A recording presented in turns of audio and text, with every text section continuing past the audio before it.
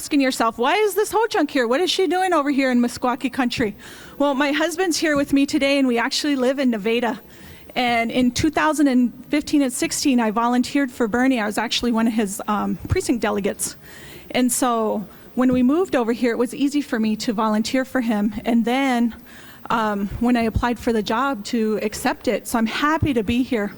And I thank you all. Thank you to the Meskwaki people for opening your doors for Senator Sanders. So let me get right down to it. We actually have 32 days until the caucuses start, and it's not going to be easy for us to win. It's going to take all of us. We're going to be knocking doors, and we got to be talking to people that we don't know. That's exactly what we've been doing so far.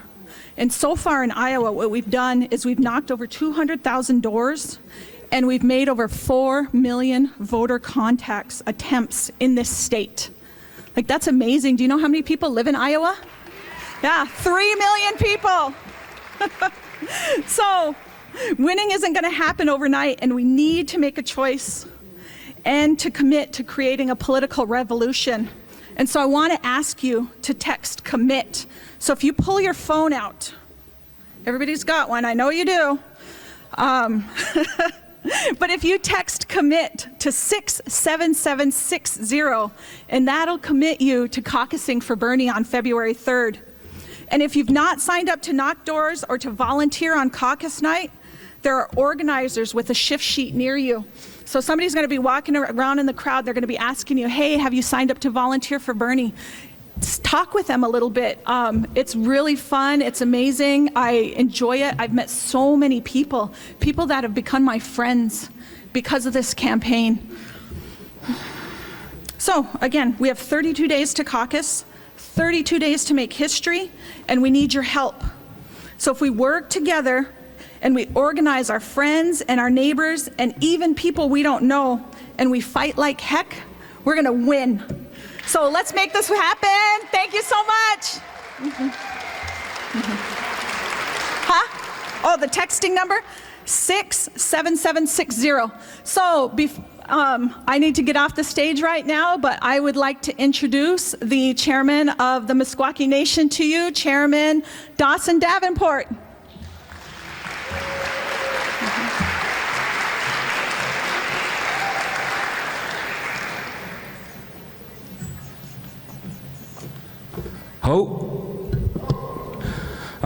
My name is Dawson Davenport. I thank you all for coming out this afternoon for another historical moment here on the Meskwaki Settlement.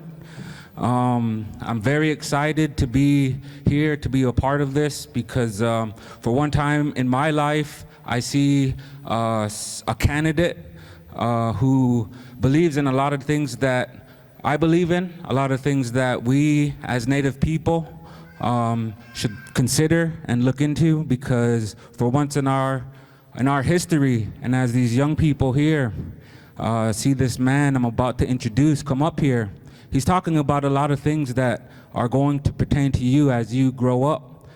Free healthcare for everybody, education for everybody, and for our land and our resources. He's somebody who actually cares about what they are doing to our lands, not just here, but throughout Native country. So I want to say that I'm very honored to be a part of this, to welcome who I think is going to be our next president, who I know is going to be our next president. So without further ado, I want to welcome Senator Bernie Sanders.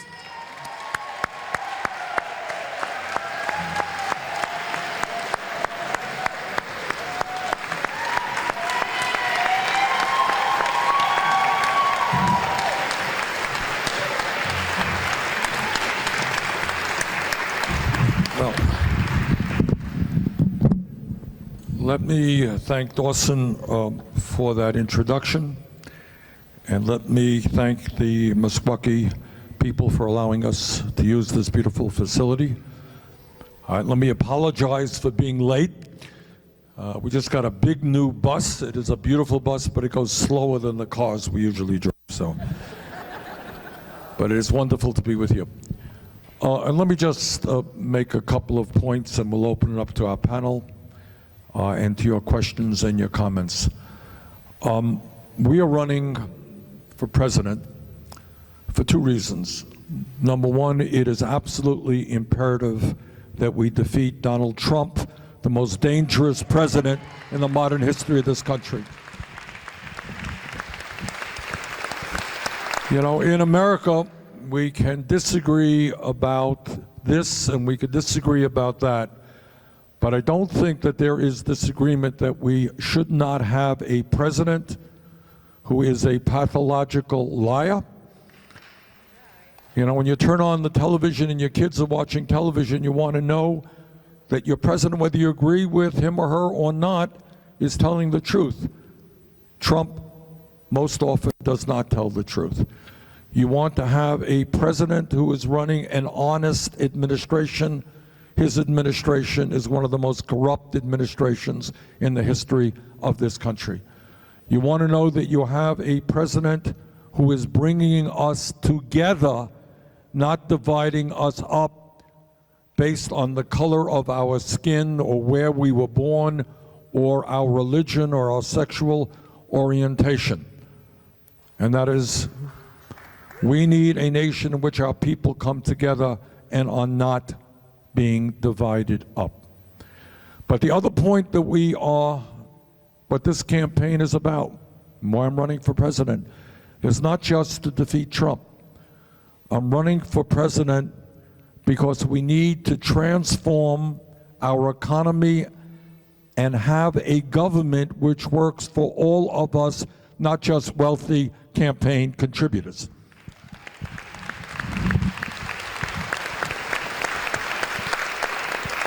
And what we have today, as I think all of you know, is we are living in a nation where the people on top, millionaires and billionaires, are doing phenomenally well, while ordinary people are working 2 or 3 jobs in order to take care of their families. We got half of our people living paycheck to paycheck, millions of people working at starvation wages. So our job together is to create an economy that works for all, not just the people on top. And when we talk about transforming our economy, I don't have to tell anybody here about the situation regarding the Native American people in this country. When we talk about America today, we are talking about our life expectancy going down, and yet Native Americans have a lower life expectancy than the general population. We are talking about 87 million Americans with no health insurance, and yet that percentage of uninsured is higher for Native American people. We are talking about 40 million people living in poverty. The poverty rate for Native American people is way higher than the average. When we're talking about the epidemic of suicide and alcoholism and addiction, it is high all over this country. It is higher for Native American people. So here is a promise that I make to you that comes from my heart, and I have no hesitation in telling you that we will carry out this promise.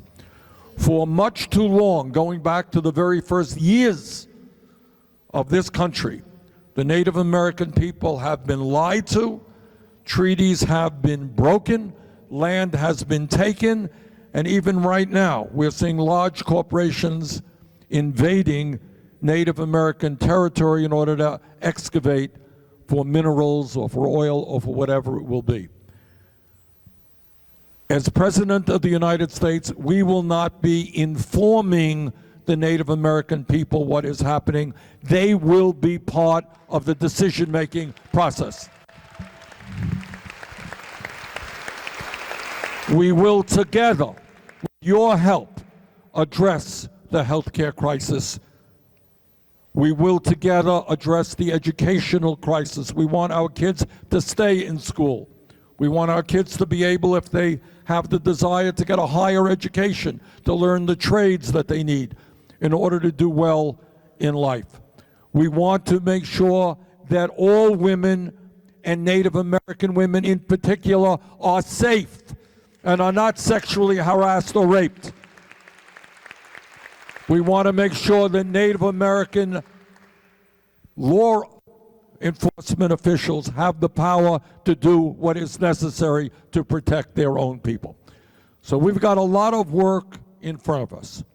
And what this campaign is about is saying that if you work 40 hours a week, you should not live in poverty. You should earn a living wage at least $15 an hour. What this campaign is about is saying that women should receive equal pay for equal work to men. What this campaign is about is saying that all of our kids, regardless of their income, if they have the desire and the ability, should be able to get a higher education, because we're going to make public colleges and universities tuition free.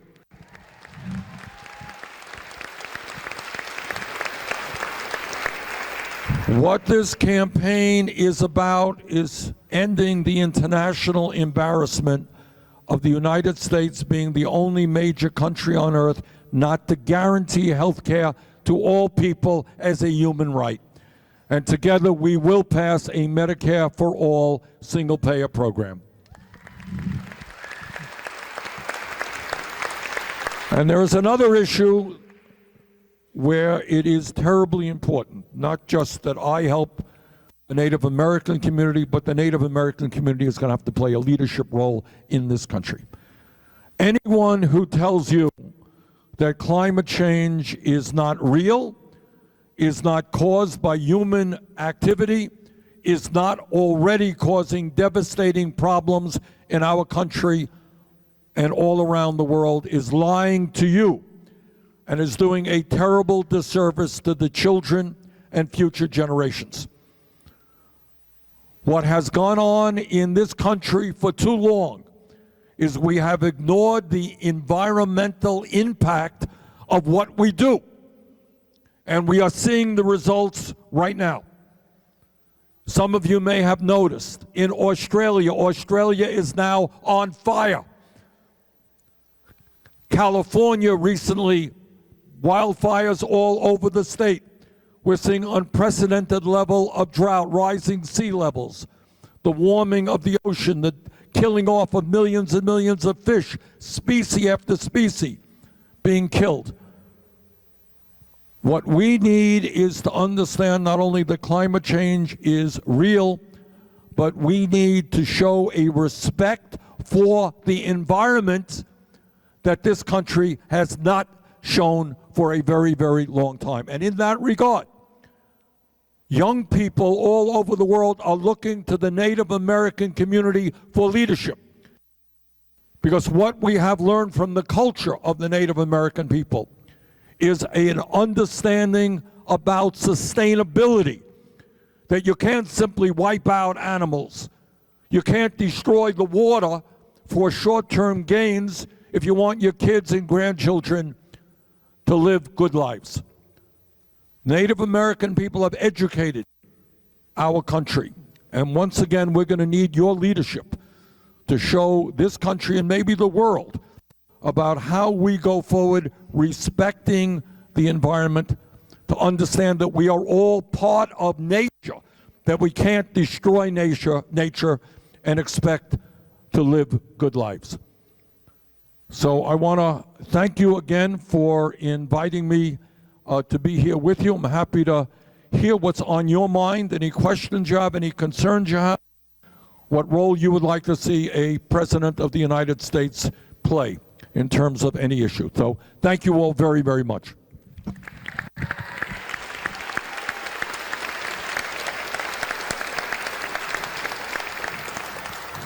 Okay, Danielle, did you want to say a few words? Or speak for as long as you want, as a matter of fact.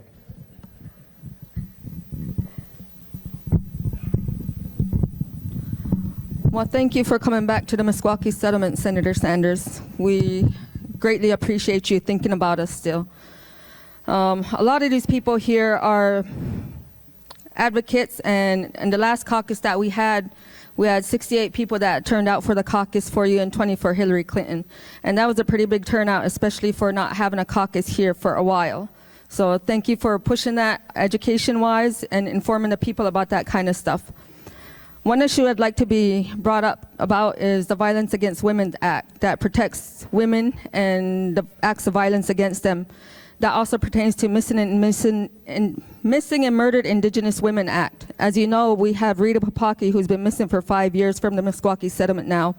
And as you well know, Molly Tibbetts, who only lives 30 miles from here, was found within 30 days when she was lost. So there's a discrepancy of the equal value of Native Indigenous women in our country as opposed to all other women. So I would like you to consider making it all equal for all women, even future generations, these young girls, because that's what I worry about. If any one of us is lost, who's going to look for us? And what it looks like, nobody will look for any Indigenous woman. So that's something that has to be brought up to light, because a rising tide raises all ships, and that's what we have to start be considering and worrying about are the people. And one aspect is the women. We breathe water in our mother's womb before we breathe air on earth, and so that's how we incorporate the earth within all our teachings. We have an immersion program here of 3-, 4-, and 5-year-old programs where they teach the culture and language, the curriculum in the language, because we understand language is our identity, and every tribe has to bring back their language and revitalize it. Because as we see in the social work industry, you have to protect the identity of the child to make sure they go on living in a good way for the rest of their life. So providing them with the tools for those kind of opportunities is why I'm choosing Bernie Sanders as my candidate for president. To make education free for everybody in the United States, which would be community colleges or universities, would be a great impact to the economic development of this nation. Because as you can see, our elders are retiring and dying off from these trade industries also. So even if they don't go to college, the blue collar industry trades are such as important. Here at the school, we've implemented an apprenticeship program where we do HVAC, electrical, and plumbing industries, where they teach them, and carpentry apprenticeship program. So those jobs are just as important as going to college. And the healthcare industry, we have a lot of elders that are on pills and opioids, and the opioid addiction is a big factor amongst Native communities. And so that's something that mental health and the health of the whole human body is what needs to be looked at as a holistic view, not just working with the pharmaceutical industries, but also the homeopathic industries. In conjunction, them two can work together and make a lot of people more healthier. But we understand that the United States wants us to be sick. That's the only way they make a profit off of us. So, if there's one way we can do about that, the health industry would be free health care, and that's what Bernie supports. So on February 3rd, there will be a caucus on the Meskwaki settlement, and I encourage all of you guys to participate. If you don't know what it's about, find out what it's about and get involved. We'll be looking for volunteers for that also. Thank you very much. I am kind of worried for who will be, if Donald Trump gets in again. What I worry about is the younger generation. They don't know how to handle it, but one way to combat the discrimination and prejudice in the whole country is to teach the proper history of how this United States came to be and the history of the indigenous people and what happened to us. We have to have that uncomfortable conversation, because look at where we are now. We can't look past 1492 and what happened to all the people prior to that, and that's why we're stagnant now in our racism and discrimination via Trump and his administration. So teaching the proper history in all public schools about the indigenous people ensures that our younger generations will not be discriminated against. Our elders faced it a lot when they went to residential schools, when they went out into the communities, tried to look for jobs and stuff like that.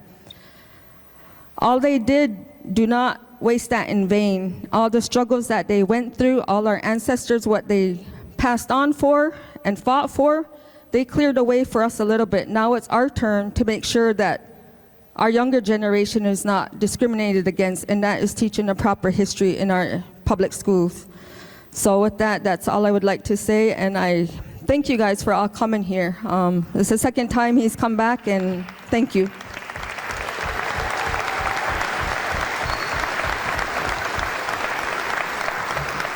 Danielle, thank you so much for touching on so many important issues. And I think the point that you made about teaching truth, not only in schools, but throughout our country, you know, there's a very profound saying that the truth shall make you free. And there are a lot of things in American history that we should be very proud of. There are a lot of things that we should not be very proud of. And it's important that we discuss it.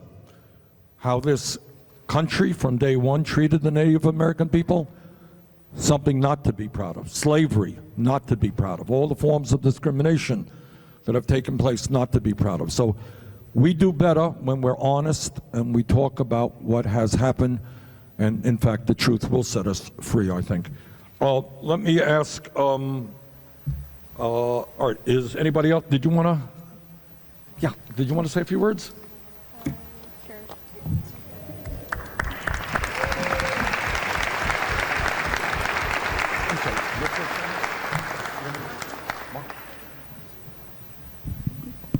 Hope.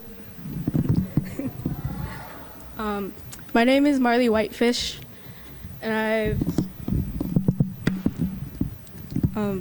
was born and raised on the Meskwaki Settlement, and I guess I support Bernie because he's for affordable or free college for everyone, and I'm a college student. I go to Kirkwood Community College, and I know a lot of people who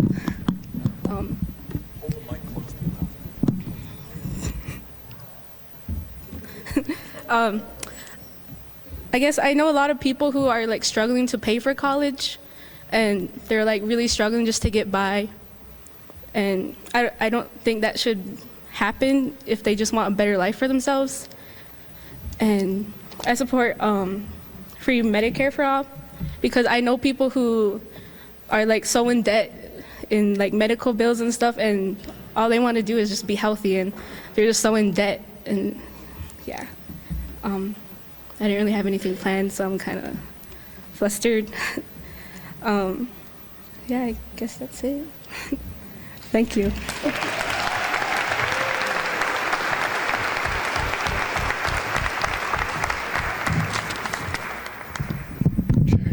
All right, let me thank the panelists. There's nothing that any of you said that I don't strongly agree with. And there's a lot that we haven't discussed. All right, so fire away. Anybody have any comments or questions? Yes, we got, Misty, we got a microphone there, ma'am. Stand up and we will get your mic. If you can just give us your name, that would be great. Hi, my name is Deb. This is second time meeting you. I met you over at that convention. Deb, grab the mic there. My name is Deb, and I met you over at the convention center last time you was here. So nice meeting you again. And in response to your going to Kirkwood, I worked my way through college, so having free tuition is not an excuse not to go to college. I worked and I attended. I went full time. Plus I did overtime. Plus I maintained a home. Second of all, if you're offering free health, free education, how are you going to do that without raising taxes? Because I'm tired of paying taxes. Good. All right, good question. In terms of medical, how are you paying for it right now? Is it free? Your employer's paying for it. But you know what? The average worker in America is paying $12,000 a year out of his or her own pocket. Employer is paying $14,000. We are spending twice as much per person on health care as do the people of any other country. Do you know that? Twice as much as compared to the Canadians or Europeans, and yet we have 87 million Americans who are uninsured or underinsured. We have 30,000 people who die each year because they don't get to a doctor when they should. We have 500,000 families that go bankrupt because of medically related bills. And we have God knows how many people whose credit scores are shot because they are late in paying medical bills that they cannot afford. All right? We have a healthcare system which, in my view, is designed not to provide quality, cost-effective care to all people, but it's designed to make huge profits for the drug companies and the insurance companies. That's the And I will remind people, and I want you all to think about it, we pay by far the highest prices in the world for prescription drugs. I think Danielle touched on that issue. A lot of folks out there, not just in Indian country, but all over this country, they are sick and they go to the doctor. Doctor writes out a prescription. They cannot afford to fill that prescription. Last year, I took a trip from Detroit, Michigan to Windsor, Ontario to buy insulin for people who are diabetic. Anybody here dealing with diabetes? All right, you use insulin? Okay. Canada, the same product that you probably buy here in the United States is sold for 1/10 of the price. And that's because you have a pharmaceutical industry that is not only greedy, but they are corrupt. All right? I think when people get sick and they need medicine, they should be able to get that medicine to keep them alive and to ease their pain. So I apologize. In my view, health care is a human right. All of us should be entitled to it. We're going to improve the Indian health service, but we're also going to give people the option of doing Medicare for all if that's what they want. Okay, other questions or comments? Sir.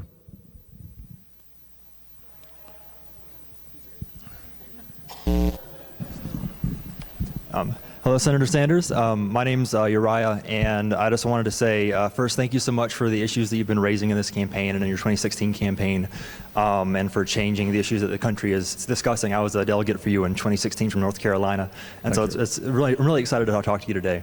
Currently, I work as a financial aid counselor at a college in Minneapolis, and I wanted to ask you about that. Every day I see students coming in and mortgaging their futures, taking out loans, trying to afford a better life for themselves, and they're putting themselves deeply in debt. Right. And that's obviously a huge problem that needs to be addressed. Yep. You're trying to address that in your campaign. Yep. The specific question I wanted to ask is, why do you think it's so important to make sure that debt relief is universal instead of means tested? Good. Very good. All right, thanks, Uriah, for the work you're doing. But Uriah is saying, in case people didn't hear, he works as a financial counselor at a college in Minnesota? Yeah. And he's seeing people who are going in debt every single day.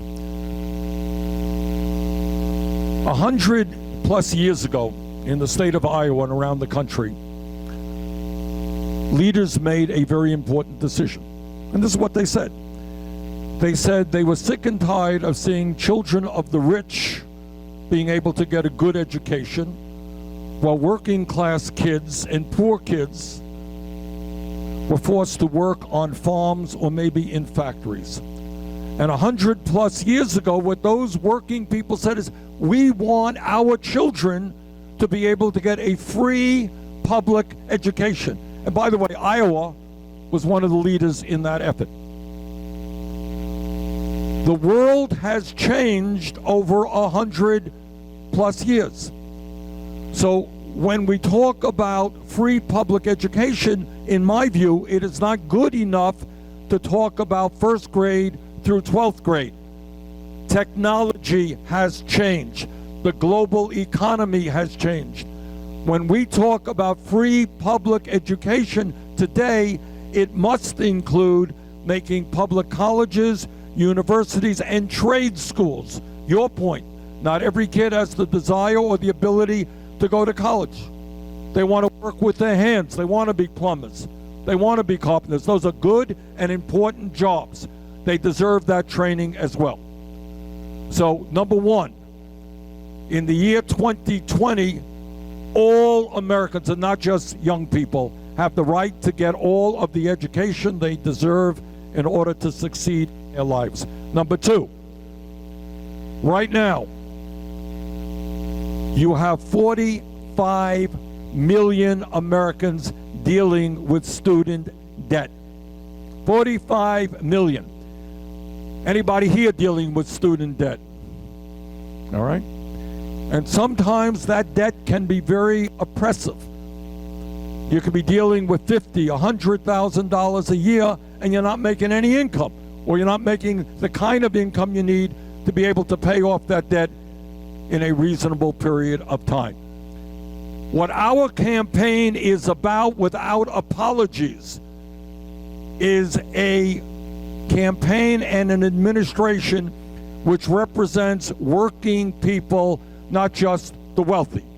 If you remember 11 years ago, United States Congress, against my vote, bailed out the crooks on Wall Street who destroyed our economy. You all remember that? 2 years ago, Trump and his friends decided to give over $1 trillion in tax breaks to the 1% and large profitable corporations. If this country could bail out the crooks on Wall Street, give tax breaks to billionaires, we can cancel all student debt in America.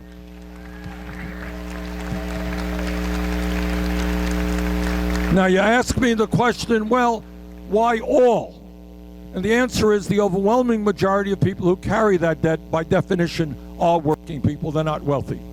But I happen to believe, whether it is Medicare for all, whether it is Social Security, I happen to believe in universal programs, which does not say, okay, you make $85,000 a year, you're eligible. You make $86,000 a year, you're not. Oh, you lost your job last year, you're now eligible. You made more money this year, you are no longer eligible, whatever it may be. What I believe is you have universal programs and you pay for them in a progressive way. All right, right now, if you are a billionaire and you want to send your kid to a local public school, you can, and that's appropriate. But I believe that the billionaires should start paying their fair share of taxes so we adequately fund education and health care and the needs of our people. Yes, ma'am. Let's get our mic. Bill, got a mic. Just give us your name and hold that mic close to your mouth, please. Sylvia Brown. I was wondering, what is your views on the cannabis laws? I noticed that some states are making it legal and some are not. And I noticed that the states that are making it legal are really doing well in the taxes on that. Is this going to be something you're going to address? Well, Danielle mentioned that I was here 4 years ago, right? Wasn't in this room, was another, yeah. And 4 years ago, before it was a popular thing to say, Sylvia, you know what I said? I said we should legalize marijuana in every state in this country. And do you agree with me? All right. And here is the other, but we don't want her doing marijuana quite yet. All right, and your point, but I want to take off on that. Right now, we have a federal Controlled Substance Act in Washington, which says that marijuana is the equivalent, it's on the same schedule as heroin. That does not make any sense to me. We all know that heroin is a killer drug, and we've got to do everything we can to make sure that people do not get involved with heroin. You can argue the pluses and minuses of marijuana, but marijuana is not a killer drug. So to answer your question, we will make marijuana legal in every state in this country. Number two, we're going to do more than that. We are going to expunge the records of those people arrested for possession of marijuana.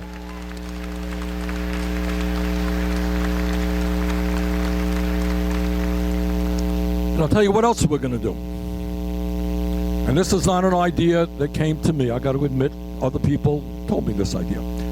Sylvia says, and she's right, that marijuana is becoming legal in state after state after state. It's legal in California, it's legal in Nevada, and so forth.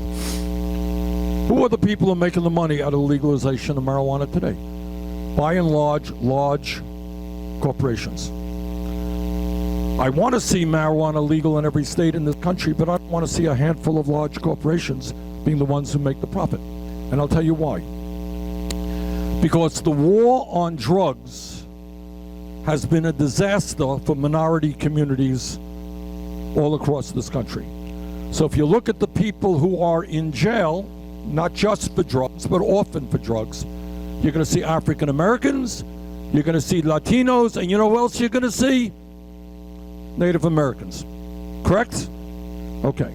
So what I believe, again, not my idea, other people gave me the idea. They said, you know, if you're going to legalize marijuana, why don't you make it easier, help minority communities, African American community, Latino, Native American community, profit from the legalization of marijuana.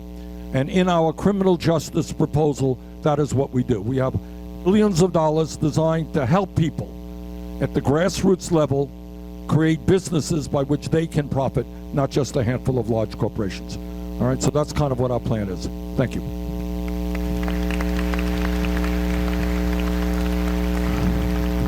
Okay, I see a gentleman right up here, sir. It's an honor to be here. My name is Steve Scott. I work for the tribe here. I run a tax return service to the AARP tax aid. And 2017, Trump signed into law the job cut in the tax reduction. And that was basically, you know, like a socialism program. And it kind of eliminates the middle class. What are your, Good. How are you going to address that? Well, when Trump campaigned in Iowa and around the country, you all remember what he said about taxes? What he said is, I will sign a tax law that benefits working families and the middle class, not the rich. You remember him saying that? I will not shock you when I tell you that Trump lied. The tax law that he signed, turns out that 83% of the benefits over a 10-year period go to the top 1%. That is not the kind of tax legislation we need in this country. We need tax law that helps working families, lower income families, the middle class, not the 1%. But you raise an issue. You know, people say, well, how are you going to pay for the programs you advocate? And I will tell you, right now in America, we have more income and wealth inequality than we have had since the 1920s. We have 3 people in America who own more wealth than the bottom half of American society. You got that? 3 people own more wealth than the bottom 160 million people. Over the last 30 years, the top 1% have seen a $21 trillion increase in their wealth. Bottom half have seen a decline in their wealth. Today, the average worker is not making a nickel more in real inflation accounted for dollars than he or she did 45 years ago. So you know what that tells me? That tells me the time is now to tell the wealthy and large corporations that they will, in fact, start paying their fair share of taxes.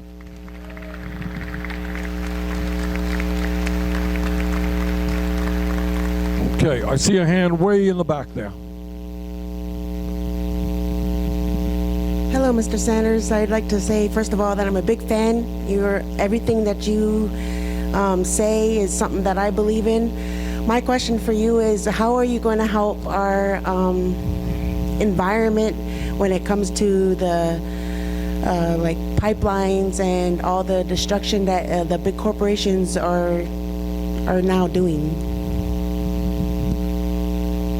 I believe that in terms of pipelines, we have to look at it within the context of climate change.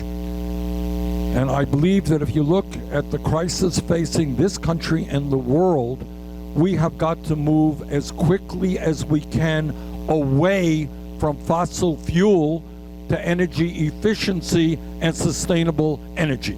So to answer your question, number one, we will strongly oppose any corporation moving into Indian country who think with impunity they can destroy the water in that community by just excavating for minerals.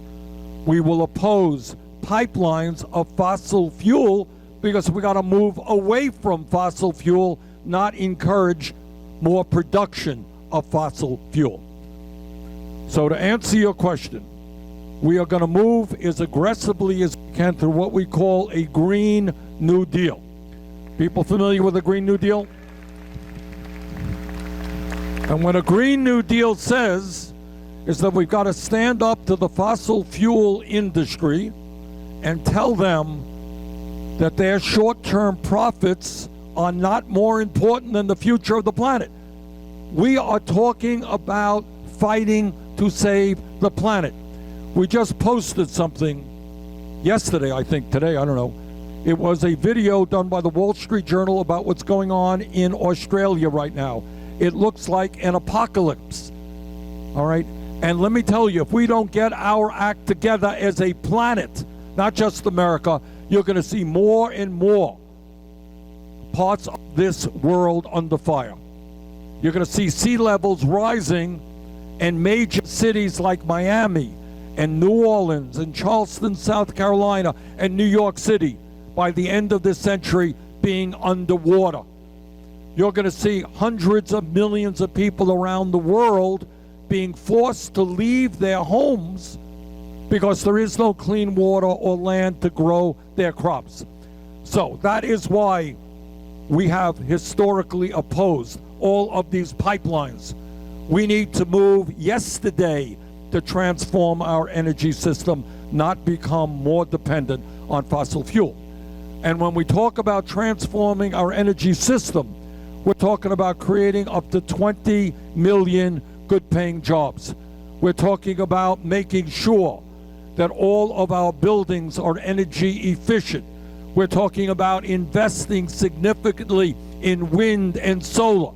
We could save people a whole lot of money on their electric bills, on their fuel bills, by moving towards solar and wind and biofuels and geothermal and other forms of sustainable technology. But this is what I want to say to you. Some of you may agree with me, some of you may not. Donald Trump thinks that climate change is a hoax. Donald Trump is dangerously wrong, and he is threatening the well-being of our kids and future generations. Climate change is an enormous threat to this country and to the world. And as President of the United States, what I understand is I can't do it alone. The United States can't do it alone. We're going to have to reach out to the people in China and Russia and India and Pakistan, countries all over the world, and to tell them that maybe instead of spending $1.8 trillion every year on weapons of destruction designed to kill each other, maybe we should pool our resources and fight our common enemy, which is climate change.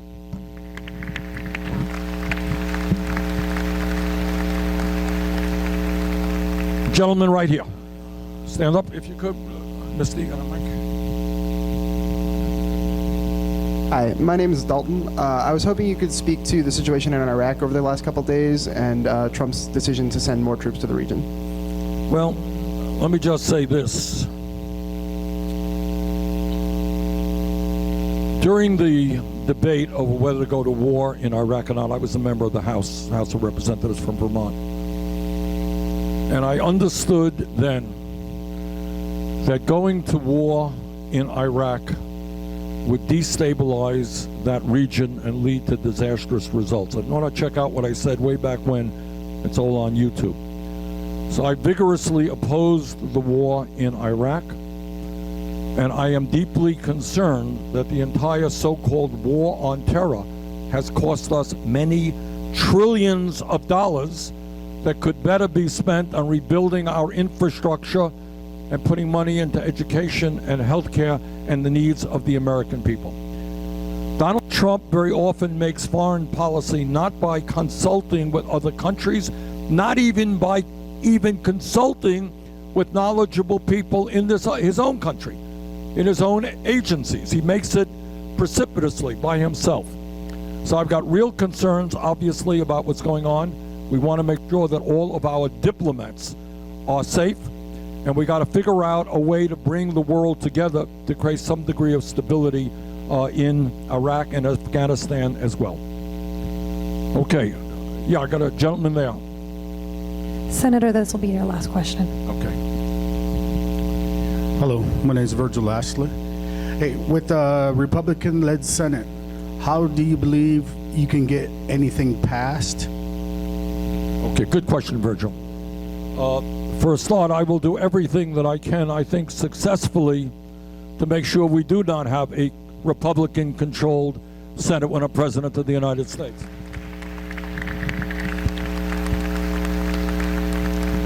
You know, Republicans will have a lot of money. They will have the support of many, many billionaires. But at the end of the day, what their agenda is about is an agenda that does not work for ordinary Americans, and we will make that very clear. If Mitch McConnell, who is the Republican leader in the Senate, were here today, and I got to give him credit for this, he's fairly honest, what he would say is we need more tax breaks for billionaires, and we need to cut Social Security, Medicare, Medicaid, and education. Now, I don't know about you, Virgil, but I don't know too many people in America who believe in that agenda. What the American people believe is we should expand Social Security. We should expand funding for health care and education, and we must demand that the billionaires stop paying their fair share of taxes. Now, you asked me the question. I hope very much, and I will be active in making sure that Republicans don't control the Senate. But if they do, this is how you defeat them and how you get a progressive agenda done. When the American people stand up and fight for what they believe in, there will be no stopping them. And I believe, and what you will see in me, and I've said this before, you know, President of the United States is by definition the commander-in-chief of the military. That's what I will be. That's what a president is. I will also be the organizer-in-chief. In other words, I will be delighted. If I have to come to Iowa, if I have to come to Kentucky, if I have to go to Mississippi, I will be there explaining to the people of those states what is at stake. And I believe that when millions of people stand up for education, for health care, to fight climate change, stand up against racism and sexism, we can create the kind of movement which will put sufficient pressure on any politician and force them to do the right thing. All right, let me conclude. We've got to get moving, got a long trip to go. But I just wanted to say this. Our campaign, picking up on Virgil's question in a way, our campaign is different than other campaigns. Because I'm not here to tell you that Bernie Sanders as president or anybody as president can do it alone. We are taking on enormously powerful special interests. You got 6 banks on Wall Street that own assets equivalent to half of our GDP, over $10 trillion controlled by 6 banks. How's that for power? You got the drug companies who are charging us in some cases 10 times more than the people of other countries for the same exact drug, and they made $69 billion in profits. You got the insurance companies. You got the military-industrial complex. We got the fossil fuel industry. So we got a lot of opposition to an agenda that works for working people. What this campaign is about is to rally the American people by the millions, black and white, Latino, Native American, Asian American, people to stand up for a government and an economy that works for all of us. And when we do that by the millions, you know what? Nobody is going to stop us. Nobody is going to stop us.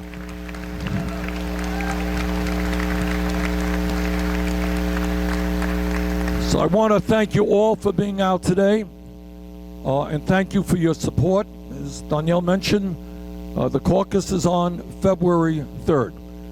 And if we believe in justice, it's not good enough to talk about it. We got to act. Let's go out. Let's caucus. Let's defeat Trump. Let us transform this country. Thank you all very much.